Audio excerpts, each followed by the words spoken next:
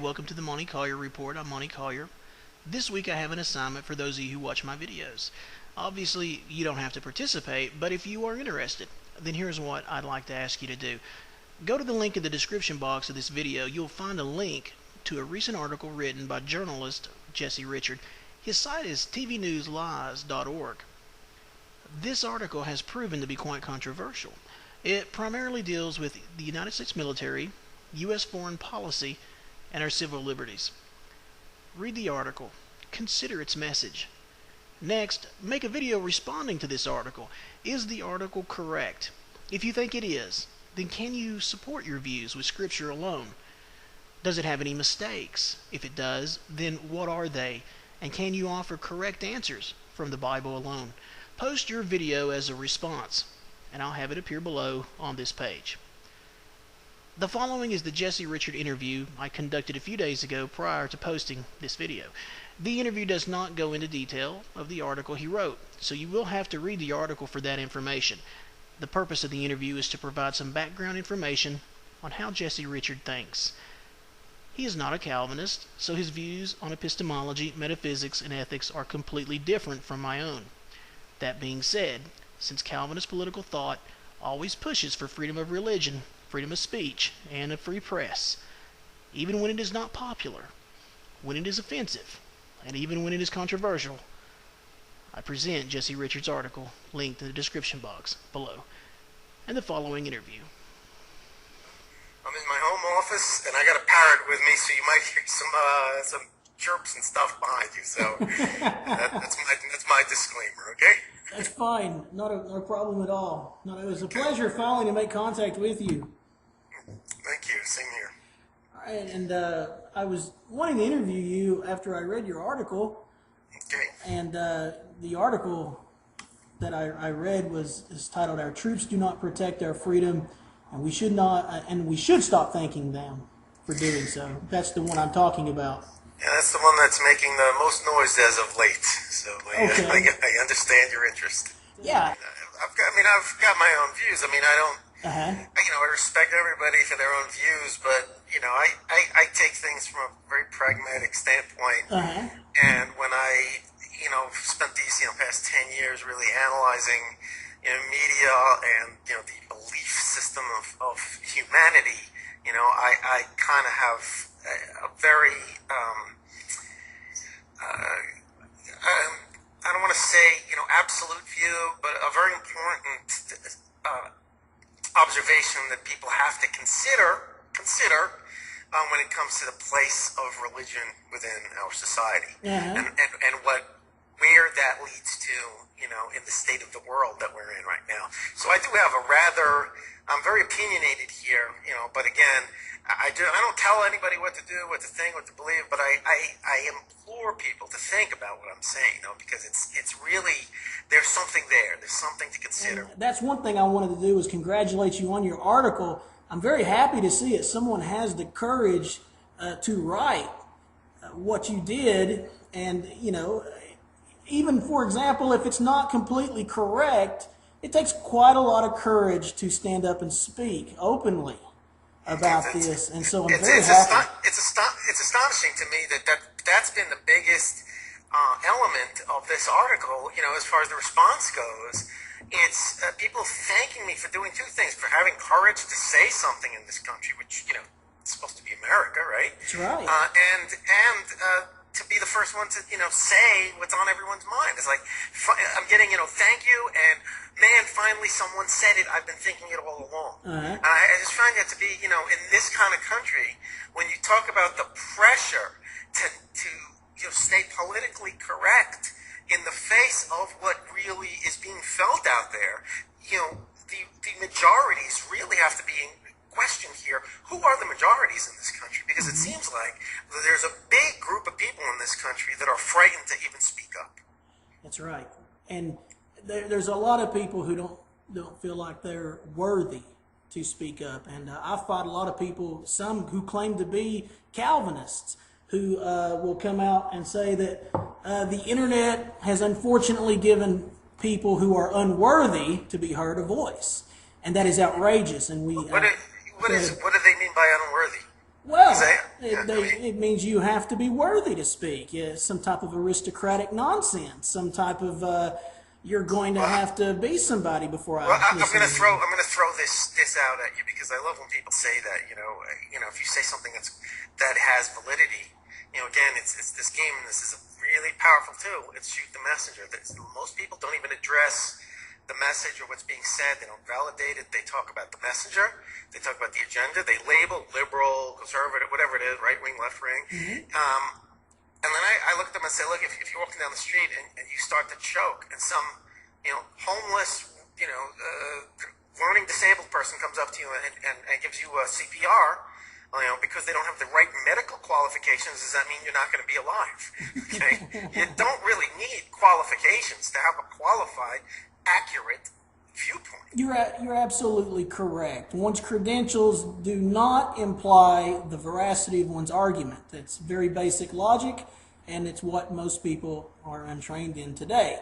And that's what I was getting at. Even in Calvinism, we often are criticized for being too logical, but we can't stress the importance enough for the average person to study logic and to think about how these chumps try to hoodwink us by saying, well, I'm sorry, what college did you graduate from before I listened to what you had to say? Absolute nonsense. So when we hear, for example, someone claiming that you're not worthy to be heard, especially someone who claims to be a Calvinist, we have a fit, because we will argue, we will tell you that it was Calvinist political thought that created the United States of America. Not everybody believes that. Not everybody has even heard that before, but that's what we argue. We'll point to like Samuel Adams, the father of the American Revolution, who was a Calvinist, who trained John Adams and Thomas Jefferson and set the ball in motion and so forth, who based the American Revolution on the Glorious Revolution of 1688 and 89, which was again another Calvinist revolution designed to protect the English-speaking people's freedoms. But this is what, so we're very much interested in free speech, and that's why I was saying I'm very happy to see that you boldly stand up and say what it is you think. We need more people to do that, regardless if anybody agrees with you or not. And so I give you. Yeah, I just give you one thing too. I mean, when I talk about this, and if you look at my history, I've been around doing this for a while. Talk about qualifications. When I talk about issues, whether it's 9/11 or the political system or war, and someone chimes in with an opinion, some of my friends or someone who reads an article of mine, and they're coming in with an opinion and saying something, it's to talk about who's qualified here. I'm doing this full time, long enough to have 3 or 4 PhDs. So there's a lot of people that want to weigh their opinion equally with what I'm saying. You're not really talk about qualifications. They're not really qualified to respond. But the thing is, I don't really. You can read a lot of my stuff, and I've written quite a bit on many topics, geopolitical topics over the past decade. I do not really write things that require an opinion analysis. I really talk about most of the things that I talk about are verifiable. I point things out, and I show things. I don't teach people things. I show them what's there and that they've been looking at it all along, and I put perspective on it, and I finish the sentence for them, and I tell them that there's another sentence that they have to speak after or before it. So, I really spend a lot of time, and even in this article, if you go and research the little elements that I supposedly claim or say or state to back up my view, my initial, hypothesis there, you can't really argue with what I'm saying. It's not really debatable. I don't talk about liking troops. I don't talk about whether you should support them and thank them for their service. I'm just saying they are not there to protect our freedoms, and we are being sold this as advertisement for the war machine, and we shouldn't continue it. I'm going to put a link to your article in the description box of my video so people can go and read your article. You were telling me that your website has come under attack. Do you think your website was attacked after you published the article or because you published the article? Well, my website's attacked constantly, and that's not to say every website isn't. Excuse me, hold on. What was unusual about this attack is volume and where it kicked off. The first indication of an unusual started with attacks that came from a Navy server. And that's a very rare thing. I have the history of my attacks over the past year or so. And you have your .gov sites and your .mil sites, but they're far and few between. And this specifically, over and over, were Navy sites. So I clearly think that might have had something to do with it. Sorry, I got the fan blowing in my face. It's drying my throat out.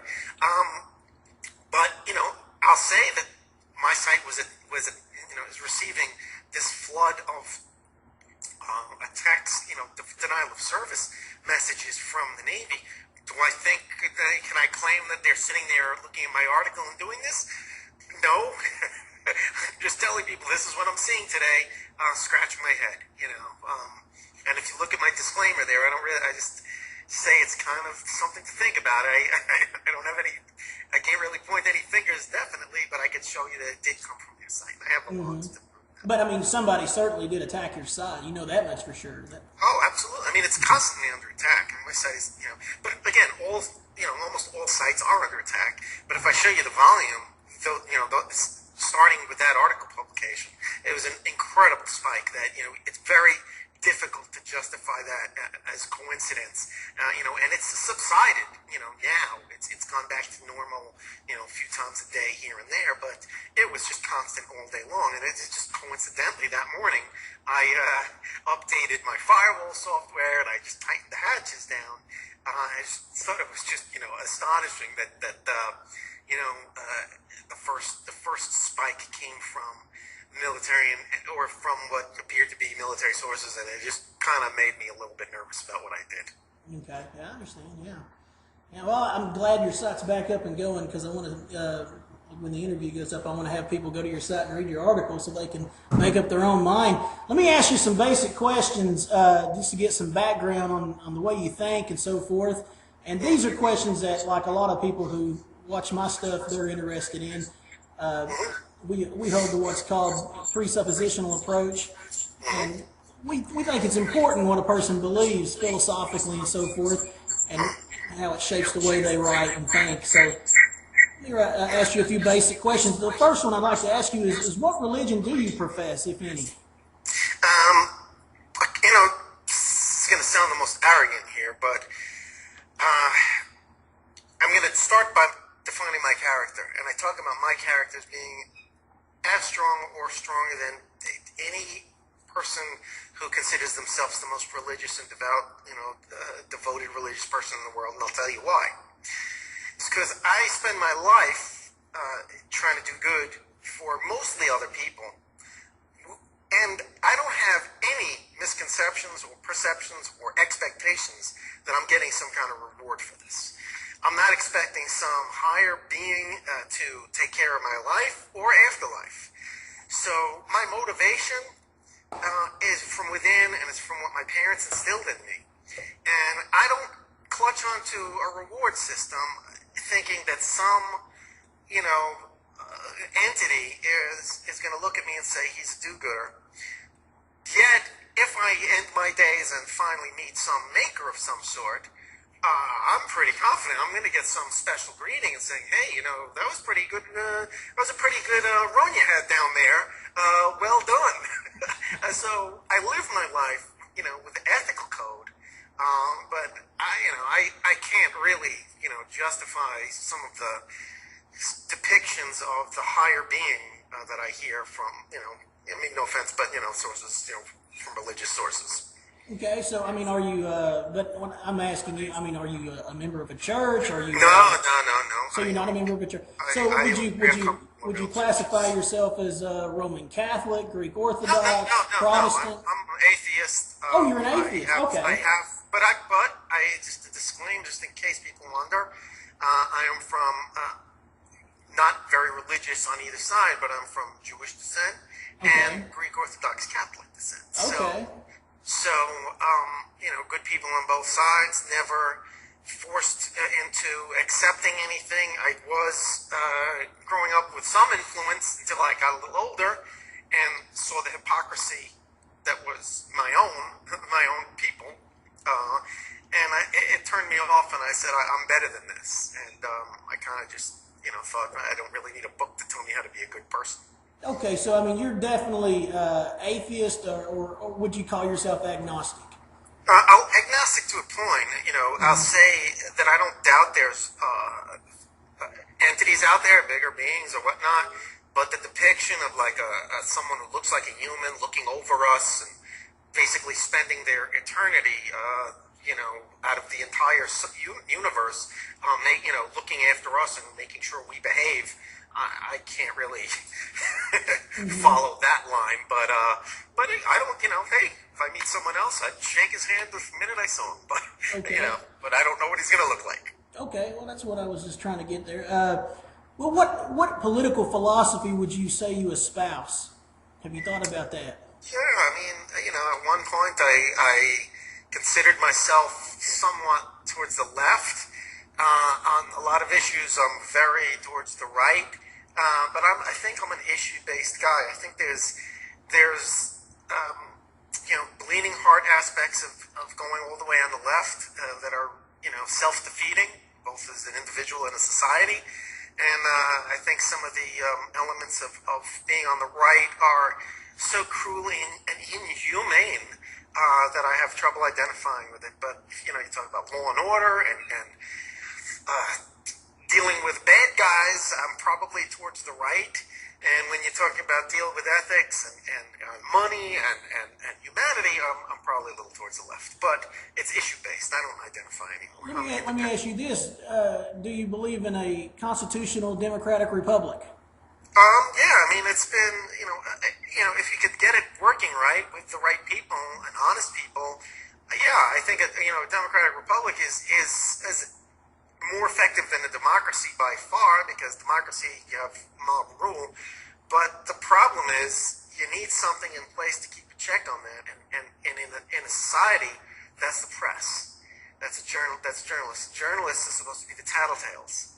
And now they're part of the gatekeeping mechanism of our society. They're part of the political process. So we don't have that protection. So what we have now can't be confused. Maybe there's a show of it. Maybe it seems to, there are people in so-called elected offices that make it look like that. But we are far from a democratic republic. Okay, but yeah, I believe in the system. Would you be opposed to a monarchy? If you could find a good soul that could really absolutely be that Papa Smurf guy, maybe a good CEO, with good intentions, can maybe do a better job. But does that exist, and can it not be polluted really quickly? So, I think idealistically, theoretically, in an ideal situation, it can work. I'll put it this way: if that image that religious people portray as the Lord, could come down here and run the monarchy as depicted in most, Judeo-Christian religions, which is, basically based on good, nice, behavior, maybe it might work. Okay. But we're humans, and we're pretty fallible and corruptible, and it just seems to be it's really hard to not get corrupted after a time. So Okay. As a Calvinist, we're opposed to monarchy. We think the Bible teaches against monarchy. We think that 1 Samuel chapter 8, for example, is very clear that you don't want a monarchy because he's going to end up being tyrannical to some extent, at least, even if he's a good one. So we would be against a monarchy. Samuel Adams, I'll keep going back to Samuel Adams, was opposed to monarchy. That's why he was that's why he wrote the Articles of Confederation and all that. Let me ask you this. Would you be opposed to an aristocracy? I mean, like you're talking about the rule by the elite? Is that what you're... the blue bloods are going to run things. It's aristocracy is just a wider form of monarchy. You have very powerful people kind of having the way with the rest of us. Of course I would be. I mean, today's world is very complex, and even having like a democratic republic, the voters, the constituents, the people who would be involved in selecting representative government, some of us are, and I'm saying us because I'm part of the society, so unqualified to select our leaders and to vote the way we want to and to do all this. Idealistically, you want in a well-informed, good-natured society, you want that to work. But if a ruling body, again, kind of like a large monarchy, can do better, maybe they should. But again, not with the human factor in it. If you could find robot types, Mr. Spock types, people who are unemotional, uncorruptible, unbribable, and don't have self-interest, theoretically, maybe, possibly it can work. But no, we're humans. It can't work with the human element. So, again, these are theoretical questions, but monarchy and aristocracy with the human element involved can't work. Okay. So you would, if you had to choose between a democracy, a aristocracy, a monarchy, or a constitutional democratic republic, which of the four would you choose? Democratic republic, no doubt. Okay, with a constitution, right? Yeah, absolutely. Now, the constitution putting everybody under the law. Absolutely, okay. Including Congress. Of course, yes, especially Congress.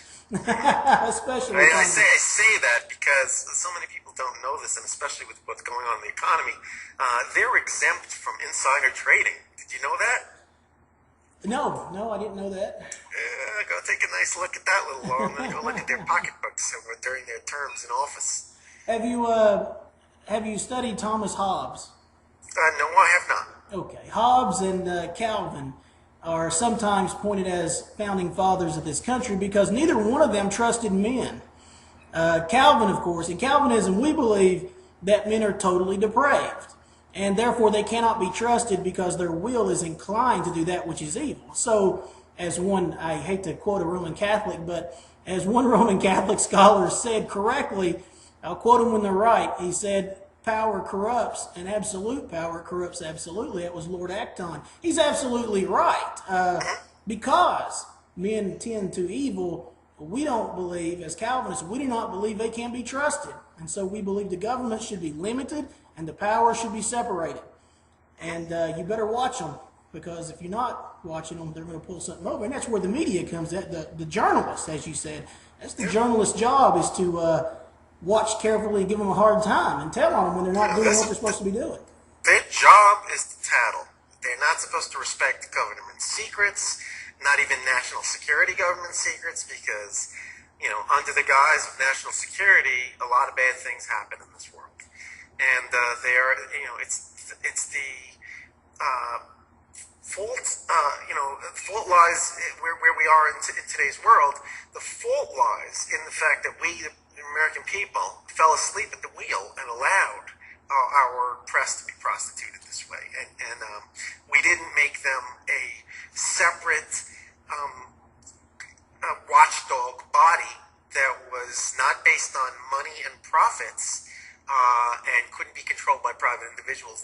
These had to be people on a mission. They had to be doing their job, and it got away from us. And it's our fault. But you want to fix it. You can't fix this problem until you have the tattletales in place to keep an eye on the people who are breaking the system in the first place. Okay. All right, I'll stop the interview right there. That gives you some background information on Jesse Richard. So go and read the article and make a video response if you'd like. God bless.